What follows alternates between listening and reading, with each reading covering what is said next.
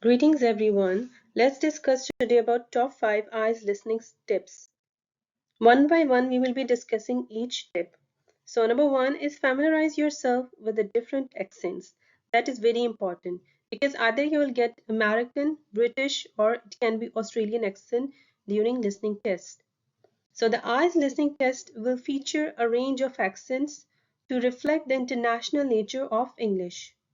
Therefore, you should get to listening to accent from a range of English-speaking countries. Everyone should actively watch TV shows from different English-speaking countries. Second is don't lose your concentration.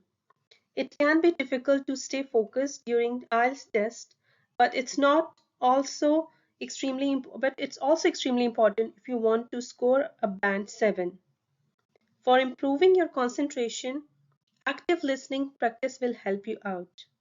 This involves setting yourself small tasks when you are practicing and doing something when you are listening. So just like you will be in your test. Third is follow the instructions carefully.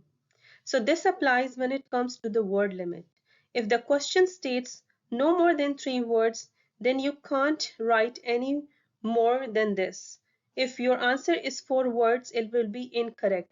So read all the questions carefully. Fourth is familiarize yourself with the different type of the questions. So you should know exactly about the types of questions you will get on exam day.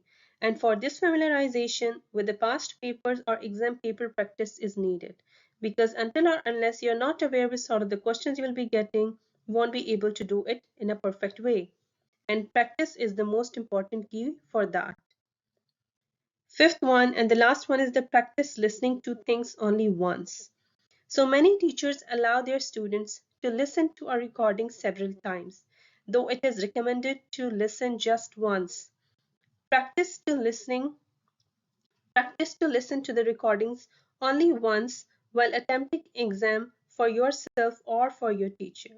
So in this way you will develop a habit of practice listening to things only once because the recording or the audio will not be repeated.